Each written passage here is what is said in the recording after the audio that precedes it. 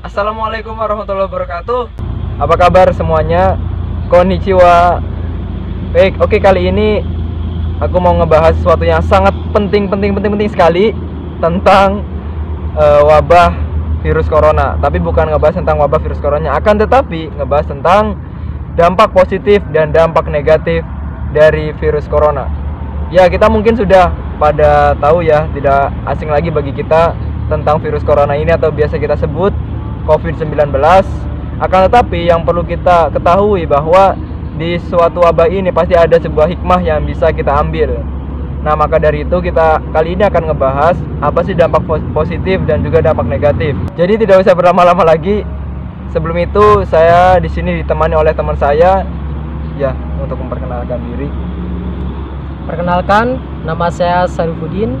Asal saya dari Kota Cilegon, Provinsi Banten. Bersama dengan Kawahyu Amarullah, kita sekampung. Wih, sekampung. Jadi ini teman sekampung. Oke, kita langsung aja mulai pembahasan kali ini.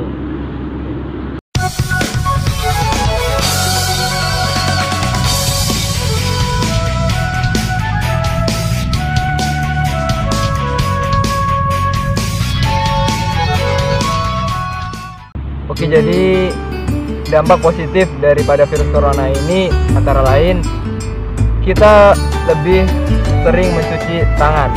Kenapa? Karena jika kita lihat dari sebelum adanya wabah virus corona ini, kita jarang sekali mencuci tangan. Bahkan saya sendiri itu pernah mengalami di situasi wabah kali ini sering sekali mencuci tangan.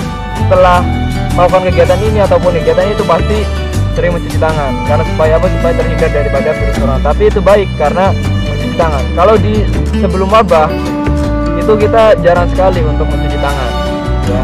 Bahkan kita tidak pernah kalau bukan pas wudhu gitu ya. Kalau pas wudhu kan kita mencuci tangan, mandi ya kita mandi gitu. Jadi tidak sesering pas wabah kali ini gitu. Oke, yang selanjutnya yaitu kita itu dituntut untuk menjaga pola makan kita Ya, betul. yaitu agar kita menjaga makanan kita agar tetap higienis, menjaga makanan kita agar tepat pada waktunya sesuai anjuran 3 kali sehari. Dan kita juga tidak bisa memakan makanan yang sembarangan seperti jajan-jajanan yang di luar. Itu kan dari penjual. Kita tidak tahu penjual itu apakah terdampak virus corona atau tidak. Makanya kita di sini harus hati-hati dalam menjaga pola makan kita. Justru dampak yang ini itu lebih banget kita rasakan karena kita itu tidak bisa jajan sembarangan. Kalau di situasi seperti ini kita lebih berhati-hati. Bahkan dengan penjual di samping rumah kita pun kita berhati-hati karena tidak semua orang itu positif corona atau tidak. Yang selanjutnya yaitu kita lebih sering berolahraga. Kenapa lebih sering berolahraga? Karena ini penting sekali buat daya tahan tubuh kita. Karena dengan menjaga daya tahan tubuh kita itu dengan rutin berolahraga, jadi itu bisa meminimalisir kita terdampak positif virus corona.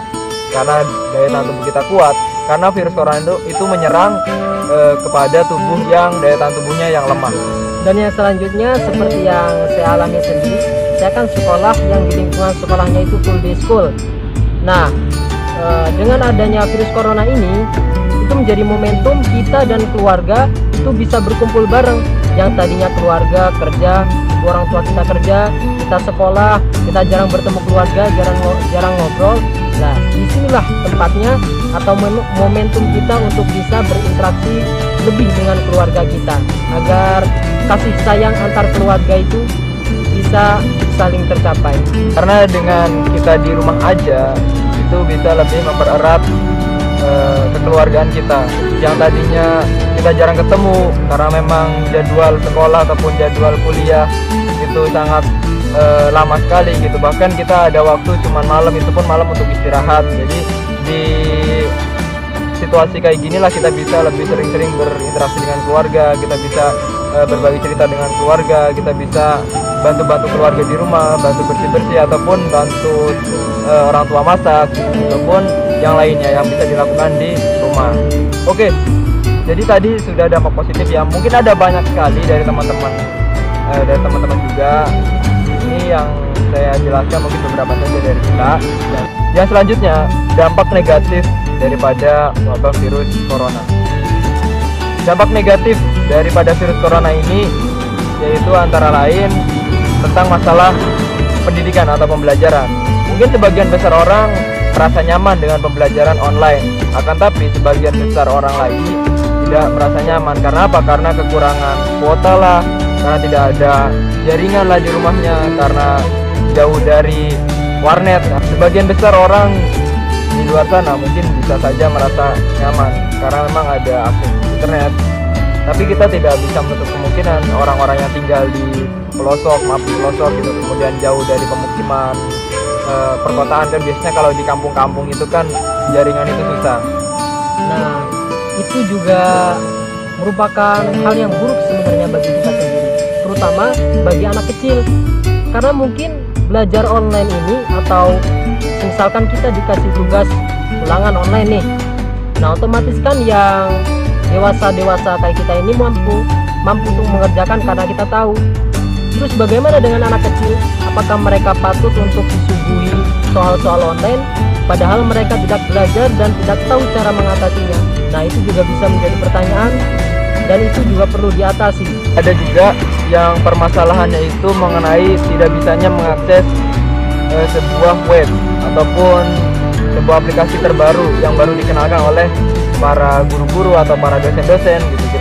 Jadi itu bisa saja memperhambat proses pembelajaran. Oke, yang selanjutnya adalah dengan adanya social distancing ini, kalau menurut saya pribadi, karena saya kan orangnya suka main, di situasi kayak gini rasanya nggak keluar tuh boring banget gitu.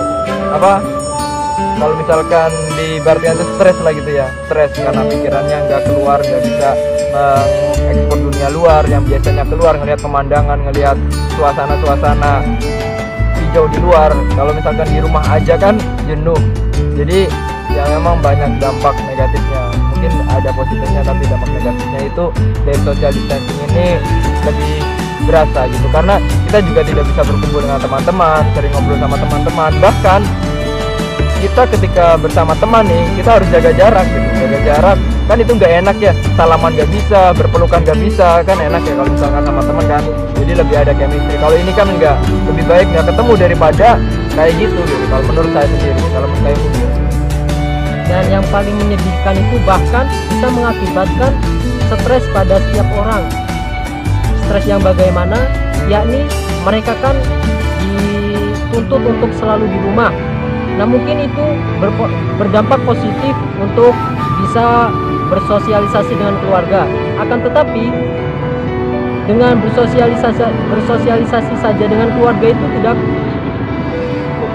cukup. Dengan bersosialisasi dengan keluarga itu saja tidak cukup. Kita juga perlu adanya interaksi dengan teman, dengan saudara-saudara kita dan yang lainnya. Mungkin saya sendiri itu ketika di rumah saja itu benar-benar jenuh, belajar di rumah, apa-apa di rumah, keluar susah kan. Nah, itu benar-benar membuat stres seseorang. Selanjutnya yaitu tadi pendidikan udah, kita ke ekonomi. Ya, kita udah tahu sendiri bahwa di masa pandemi ini ataupun adanya wabah virus corona ini, perekonomian sangat susah sekali ya, terlebih lagi kepada para pekerja yang bekerja di luar gitu. Bahkan pekerja seperti halnya online itu pun susah karena tidak bisa narik penumpang karena adanya PSBB atau social distancing. Nah, juga kan pekerja yang di luar itu kan memang harus keluar kerjanya, jadi tidak bisa kerja di rumah, tidak bisa kerja online, kecuali guru. Kalau guru kan bisa kerja di rumah atau online. Kalau misalkan pekerja atau pegawai itu susah, jadi itu harus di rumah, sehingga pendapatan di keluarga itu menurun. Dengan pendapatan menurun, kemudian perekonomian juga menurun, sehingga di keluarga merasa terbebankan atau merasa susah bagi kalangan-kalangan yang memang pekerjanya itu di luar atau pegawai. Jadi teman-teman, dengan adanya wabah pandemi ini ada banyak sekali memang dampak positif dan juga dampak negatifnya. Mungkin bagi kita kebanyakan menerima dampak negatifnya karena kita juga takut keluar rumah, yang mudah terserang penyakit itu ataupun virus itu, jadi kita tidak bisa apa-apa gitu. Terlebih lagi saya sebagai mahasiswa itu memang di kampus ataupun di universitas itu ada banyak sekali kegiatan-kegiatan yang tertunda. Itu bisa merugikan juga karena memang dari segi tujuan organisasi tersendiri itu belum bisa terlaksana karena memang ada wabah seperti ini. Jadi tidak bisa bekerja dengan kinerja yang baik sehingga kedepannya juga menghasilkan sesuatu yang tidak baik juga. Nah, mungkin ada beberapa kegiatan-kegiatan yang bisa dilaksanakan lewat online. Akan tapi memang ada beberapa kegiatan yang harus dilakukan lewat offline, jadi tidak bisa lewat online karena memang itu sesuatu yang sangat penting sekali. Dengan adanya wabah ini itu semua terhambat.